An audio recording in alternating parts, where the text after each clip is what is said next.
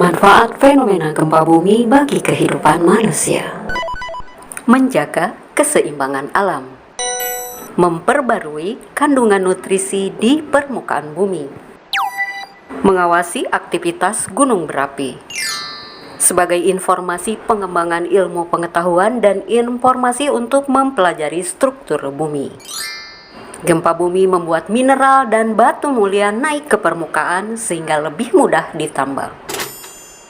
Meningkatkan kepedulian sesama, meningkatkan keimanan, dan mengingatkan kita akan kematian. Assalamualaikum warahmatullahi wabarakatuh. Halo, alhamdulillah akhirnya saya bisa kembali menemui teman setia Azalea semuanya ya. Teman-teman, sepertinya sedikit informasi yang sampaikan di opening video tadi agak kontradiktif ya. Soalnya selama ini kita beranggapan bahwa gempa bumi menyebabkan banyak kerusakan di mana-mana. Memang seperti itu ya, yang tentunya sangat merugikan, dari mulai bangunan hancur, infrastruktur hancur, jalanan rusak, korban jiwa, korban harta benda, menurunnya perekonomian, sampai efek trauma pasca gempa. Tapi kalau kita cermati dalam semua hal dalam kehidupan itu akan ada selalu dua sisi, positif dan negatif, tergantung cara pandang kita sendiri ya. Tapi teman-teman, bukan hal itu yang ingin saya bahas dalam video kali ini, tapi tentang cara mengatasi trauma pasca gempa. Apa dan bagaimana?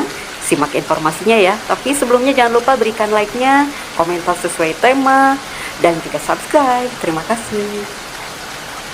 Teman-temanku, bencana apapun termasuk gempa bumi, apalagi setelah di Cianjur yang begitu dahsyat, kemudian ada gempa susulan juga di Garut, di Jember, dan mudah-mudahan tidak terjadi lagi ya. Itu pasti akan meninggalkan sedikit banyak dampak emosional bagi para korbannya ya.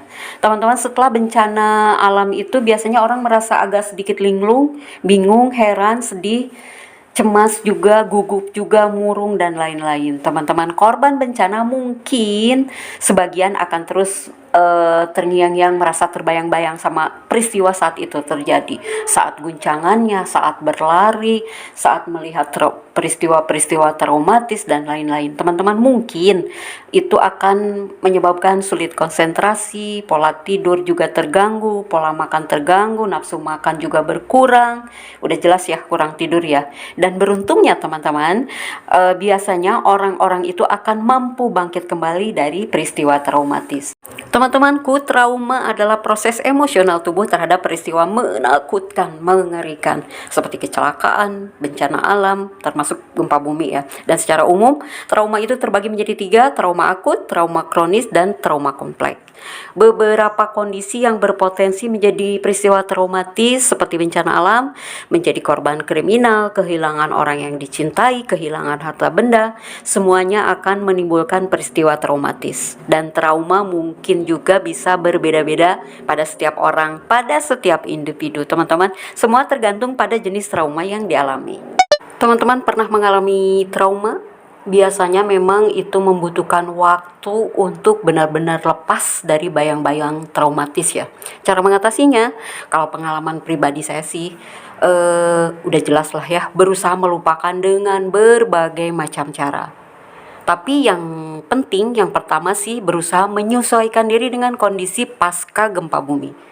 Walaupun itu kenyataan pahit, ada kesedihan, ada kekecewaan, ada kehilangan, ada ketakutan yang berlebih, apapun itu campur-campur saya terima ya, saya ikhlaskan. Tapi yang paling penting adalah kita juga bersyukur ya masih selamat, bisa melangsungkan hidup. Kenyataan manis, kenyataan pahit dalam kehidupan itu pasti ada. Teman-teman, yang penting usahakan tetap tegar, sabar, dan menerima apapun kondisinya. Teman-temanku, saya pribadi mengucapkan bela sungkawa sedalam-dalamnya untuk seluruh korban bencana alam dimanapun saja berada, baik yang wafat ataupun yang masih bisa bertahan hidup ya. Karena untuk sebagian kalangan, untuk sebagian orang, melewati hidup setelah bencana itu sangat tidak mudah ya. Tidak mudah melupakan, mengatasi. Dan salah satu cara mengatasi trauma yang mungkin bisa dicoba adalah usahakan jangan terlalu banyak melihat, menonton tayangan media sosial. Baik itu internet, TV, radio, koran, atau apapun itu seputar bencana ya. Jadi bukan apa-apa sih, udah kita baru mengalami, sedang trauma juga, tontonan juga dibahas itu terus. Paparan media ataupun berita teman-teman yang terus-menerus dibahas sedikit banyak akan menambah beban traumatis ya. Tambah kebayang-bayang, tambah takut, tambah sedih juga. Jadi kalau bisa usahakan kurangi paparan media, minimalisir berita-berita tentang bencana. Setelah itu ambulan lewat. Dan dengan mengurangi paparan media, tentu saja diharapkan bisa mengurangi beban traumatis sekaligus beban pikiran.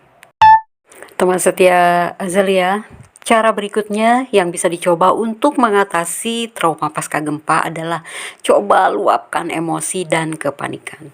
Teman-temanku, gempa ataupun bencana alam apapun membuat orang panik ya. Panik sepanik-paniknya, dan jangan pernah pendam kepanikan itu. Agar meringankan beban pikiran, luapkan segala emosi kepanikan, ketakutan, ceritakan semua kepada orang-orang terdekat ya. Apapun yang terjadi, apapun yang menjadi ganjalan di pikiran juga di hati, agar tensi traumanya menurun dan cepat teratasi.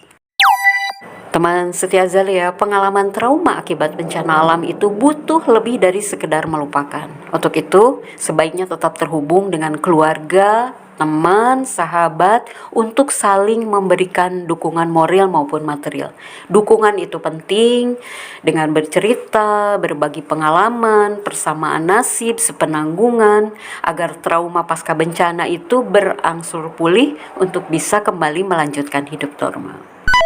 Teman setia Azalia, reaksi emosional akibat trauma bisa menyebabkan efek samping yang serius kalau tidak segera ditangani dengan baik. Untuk itu teman-teman, buat mereka yang menjadi korban bencana gempa bumi khususnya, memahami respon terhadap peristiwa yang menjadikan dapat membantu untuk mengatasi perasaan, pikiran, dan perilaku secara efektif ya. Sekaligus juga untuk membantu proses pemulihan. Teman-teman, cara berikutnya yang bisa dicoba untuk mengatasi trauma pasca gempa bumi, biar tidak bertambah tak parah, berlarut-larut, lebih serius, coba temukan cara untuk relaksasi.